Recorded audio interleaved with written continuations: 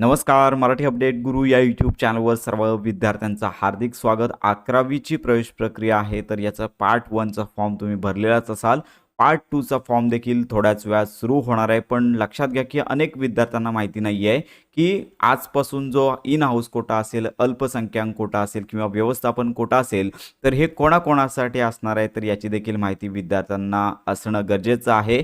कारण का लक्षात घ्या की जे वेळापत्रक प्रसिद्ध करण्यात आलेलं आहे, तर याच्यामध्ये विद्यार्थ्यांनी अगदी सगळी माहिती प्रॉपर पाहून घ्यायची आहे. कारण का पाहू शकता की 11 मे पासून म्हणजेच आजपासून 13 मे पर्यंत लक्षात घ्या की ॲप्लिकेशन लक्षात घ्या की जो पार्ट 2 आहे तो विद्यार्थ्यांना भरता येणार आहे. पण याच्यामध्ये फक्त पाहू शकता की व्यवस्थापन त्याला मॅनेजमेंट म्हणतात.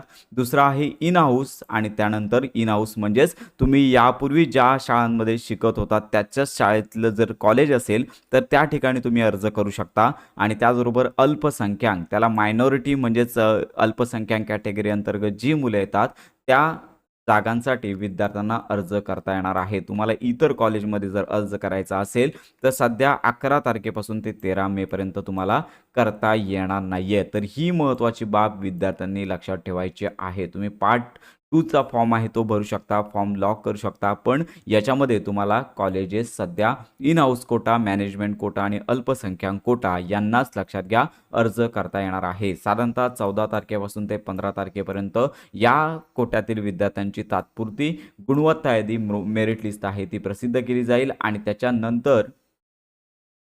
त्याच्यानंतर पाहू शकता की साधारणतः येथे लक्षात घ्या की 16 तारखेपासून ते 16 मेलाच या संदर्भात आक्षेप किंवा हरकती असतील तर विद्यार्थ्यांना दुरुस्ती किंवा ऑनलाईन निवारण या संदर्भात केलं जाणार आहे. आणि त्याच्यानंतर 18 तारखेपासून ते 19 तारखेपर्यंत सर्वसाधारण गुणवत्ता यादी अंतिम केली जाणार आहे.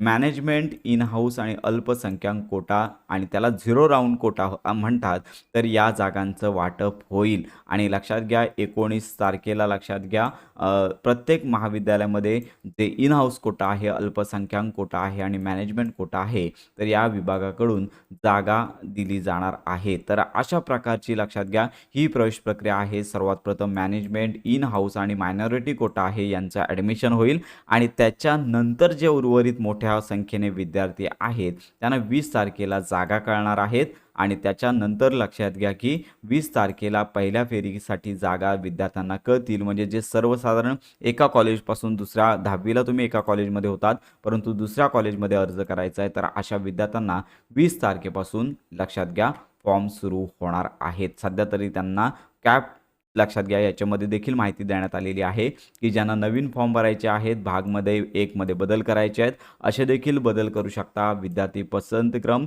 भाग 2 हा देखील करू शकतात आणि किमान विद्यार्थ्यांना 1 ते 10 कॉलेज देता येणार आहेत. तर 21 तारखेपासून ते 22 मे पर्यंत सर्व विद्यार्थ्यांना फॉर्म भरता येणार आहेत आणि त्यांना कॉलेज देखील टाकता येणार आहेत. सर्व कॉलेजेस तुम्ही आवडीचे टाकू शकता. आणि येथे पाहू शकता की महत्त्वाची माहिती देखील येथे देण्यात आलेली आहे. तर हे परिपत्रक याच्यामध्ये विद्यार्थ्यांना नवीन नोंदणी दुरुस्ती देखील करता येणार आहे आणि सगळे मॅनेजमेंट संस्था किंवा सर्व कोटा आहेत तर यांचे देखील तुम्हाला क्रम देता येणार आहे. आणि त्यामध्ये एक फेरी राऊंड आहे, तर याच्या अंतर्गत सर्व विद्यार्थ्यांना फॉर्म लॉक करून अर्ज करता येणार आहेत.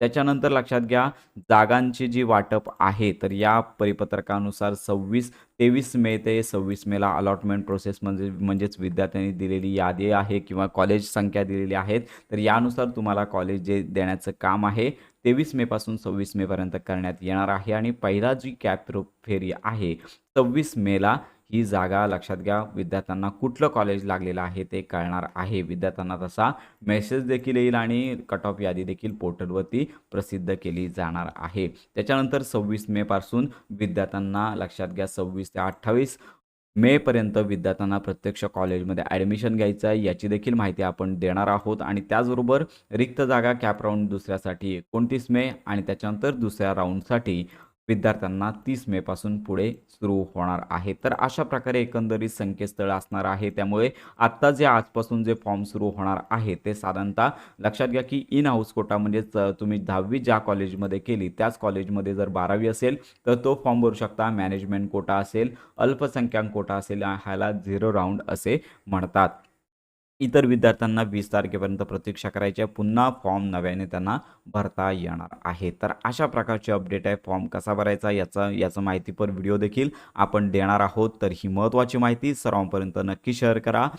10वी नंतरची 11वी प्रवेश प्रक्रिया यासंदर्भात खात्रीशीर माहितीसाठी आपल्या मराठी अपडेट गुरु या यूट्यूब चॅनलच्या कनेक्टमध्ये राहा.